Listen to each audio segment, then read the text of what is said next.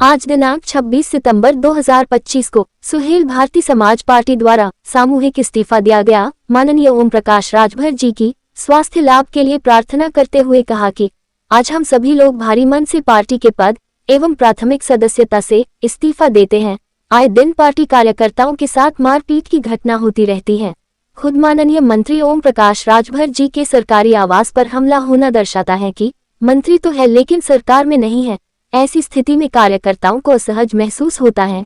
इन सब बातों से आहत होकर आज हम लोग सामूहिक इस्तीफा देते हैं। इस्तीफा देने वालों के नाम है काशीनाथ मौर्य, राजकुमार यादव, गोवर्धन लाल, राम गणेश, माननीय कालीन सिद्दीकी, नसीम सिद्दीकी, बलबंत सोनकर, जयशंकर गुप्ता, राजेश विश्वकर्मा, संजीत पासवान, शिवम कुमार, संगीता पासवान, हरिलाल गौतम। स्वागत और अभिनंदन करते हैं। जैसा कि आप सभी लोग देख रहे हैं, बैनर पे लिखा है सुहेल देव भारतीय समाज पार्टी से।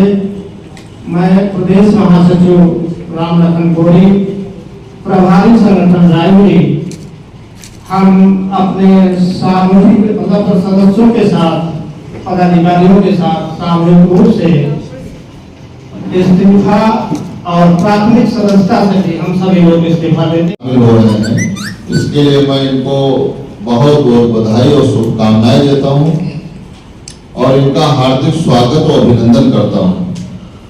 और मैं राम लखन कोरी जी से आग्रह करूंगा कि सुहेल देव भारतीय समाज पार्टी में जो लोग वो आखिर एक एक करके, मैंने भी अभी 25 दिन पहले पार्टी से इस्तीफा दे दिया। मैं तो सुहेल देव भारतीय समाज पार्टी का राष्ट्रीय महासचिव था, राष्ट्रीय प्रवक्ता था और कोर कमेटी का मेंबर था, बिहार का प्रभारी था। और हम लोगों ने इस्तीफा दे करके और अपने दल का गठन करके हम लोग बिहार में बहुत मजबूती के साथ गठबंधन करके वहां चुनाव लड़ने जा रहे हैं। तो इसलिए मैं राम लखन कोरी जी से, बड़े भाई हैं, मैं इनसे निवेदन करूंगा कि आप माइक पर आए और अपने शब्दों से हम सभी को अवगत करें।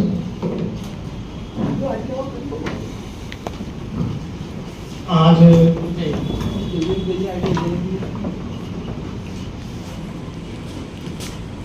अरे बबलू यार, सुहेल देव भारतीय समाज पार्टी से आज सामूहिक इस्तीफा दिया जा रहा है, तो उसके विषय में आप कुछ लेकिन लगातार सुहेल देव भारतीय समाज पार्टी का जो शीर्ष नेतृत्व है माननीय ओम प्रकाश राजभर और उनके दोनों बेटे, अब चूंकि वो अस्वस्थ हैं, हम सबसे पहले हम उनके स्वास्थ्य लाभ की कामना करते हैं।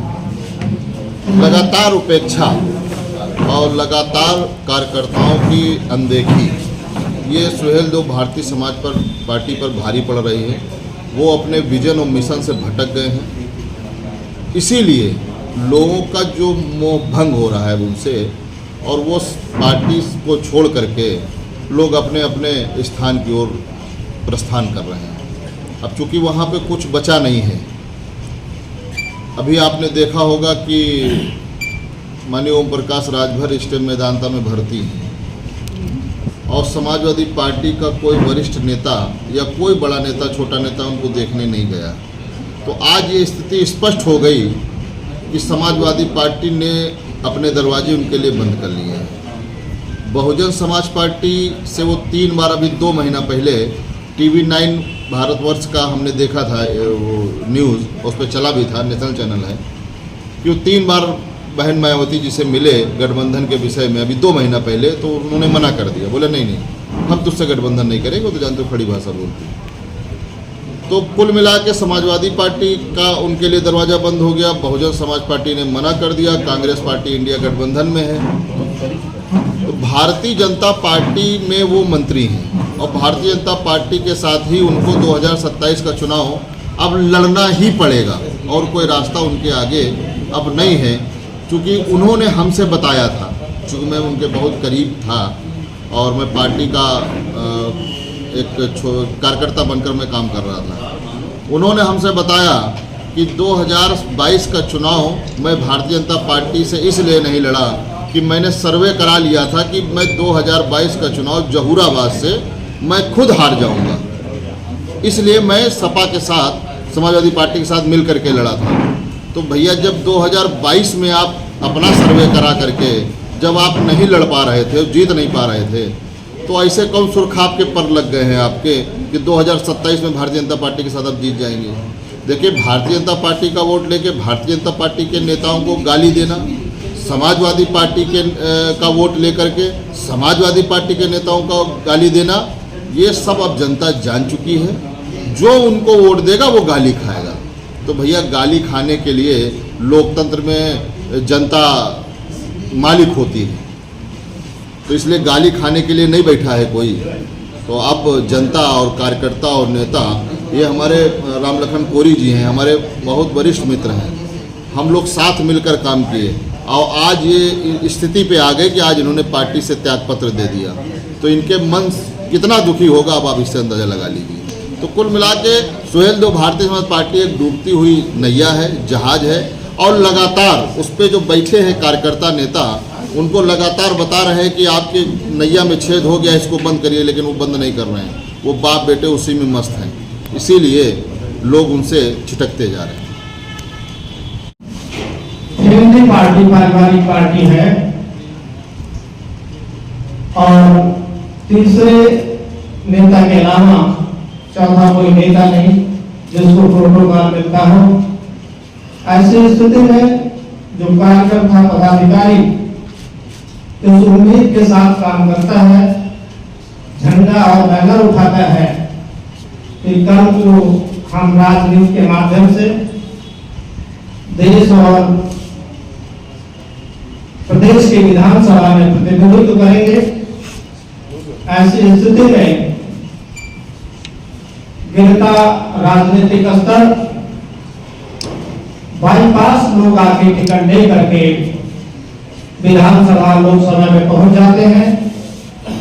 जो पार्टी का कार्यकर्ता और पदाधिकारी है, जो डंडा और झंडा उठाता है, वो थका सा महसूस करता है।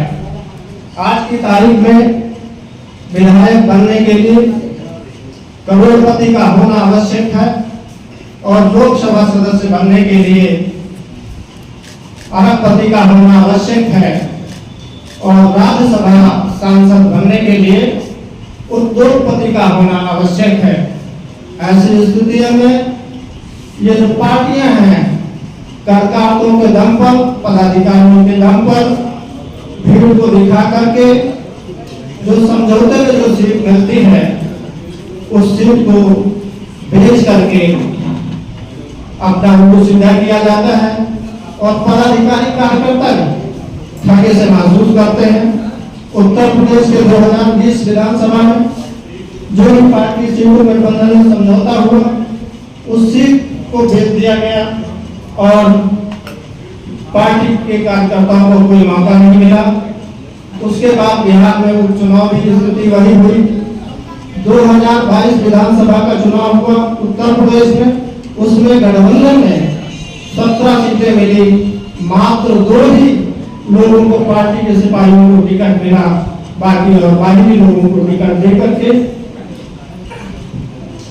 पार्टी के कार्यकर्ताओं का मान और अपमान किया गया। साथियों, जो स्थिति है आज की तारीख में, जो पंचायती राज विभाग माननीय मंत्री जी का है, पहले बात तो इस समय माननीय मंत्री पंचायती राज जो अस्वस्थ चल रहे हैं, मैं उनके स्वास्थ्य होने की शुभकामना करता हूँ कि वो स्वस्थ होकर के जनता के बीच में आए और अपना काम करें।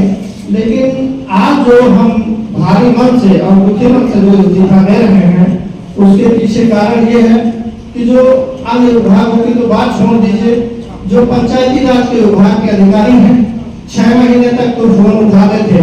उसके बाद माननीय मंत्री जी ने एक मीटिंग बुलाया लोहिया भवन जिला पंचायत डायरेक्टरेट में और सभी अधिकारियों की मीटिंग करने के बाद फिर अधिकारियों ने तो किसी ने भाव देना ही बंद कर दिया, ना फोन उठाते हैं ना कोई काम करते हैं, सीधे आ जाइए टिकट कटाइए हो जाइए। तो ऐसी स्थिति में एक ग्राम पंचायत अधिकारी का तबादला में 3 केस दिए थे जिला पंचायत अधिकारी का तबादला कराने के लिए ट्रांसफर सेशन में, वो आज तक नहीं हुए। बड़ा अफसोस के बाद मैं कहना चाह रहा हूँ कि मैं प्रदेश महासचिव मुख्य कमेटी और ग्राम पंचायत समूह के जो पद होता है उनका ट्रांसफर मंत्री तो कभी भी कर सकता है, लेकिन सीजन के समय मैंने दिया आज तक। और दुख इस बात का है कि किसी भी पदाधिकारी का लेटर डायरेक्टेड नहीं पहुंचा स्थापना विभाग में ट्रांसफर के लिए। और अभी हमारे और भी पत्रकार बंधु आएंगे, उनके भी सामने बैठ देना। धन्यवाद।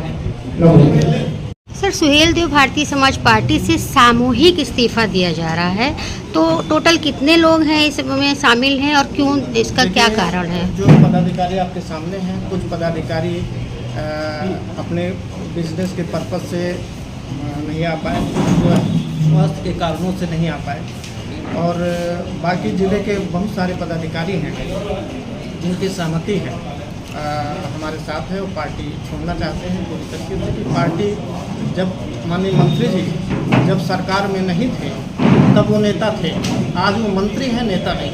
ऐसी स्थिति में मैं देखता हूँ कि आए दिन पार्टी के कार्यकर्ता पीटे जाते हैं, प्रताड़ित किए जाते हैं सरकार में रहते हुए, और खुद स्वयं माननीय मंत्री जी का सरकारी जो बंगला है उसमें भी हमला हो जाता है। तो ऐसी स्थिति में हम कार्यकर्ताओं का क्या होगा? जब ऐसी स्थिति में माननीय मंत्री जी पर भी हमला होता है, तो ऐसी स्थिति में सरकार के साथ फिलहाल हम लोगों का बने रहना अच्छा नहीं समझते हैं। अब किस पार्टी में शामिल हो रहे हैं आप? अभी बात देख ही रहे हैं।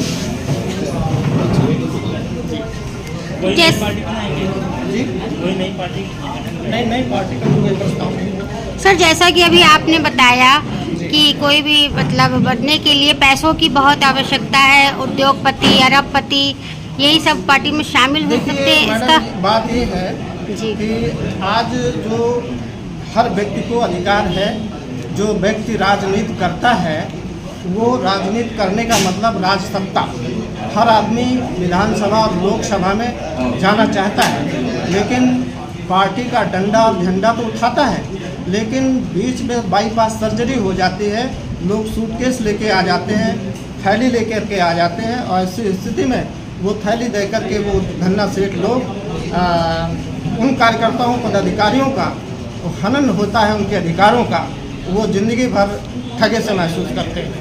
तो ऐसी स्थिति में आज पारदर्शिता हम महसूस नहीं कर रहे, क्योंकि सरदार मनमोहन सिंह प्रधानमंत्री जरूर थे लेकिन वो नेता नहीं थे। आज नेता होना बड़ी बात है। आज हमारा जो मानना है, व्यक्तिगत मानना है कि माननीय ओम प्रकाश राजभर जी जब सरकार में नहीं थे तब मैं उनकी नीतियों से अत्यंत प्रभावित था, और इन्हीं सब नीतियों को देखते हुए उनकी पार्टी को ज्वाइन किया।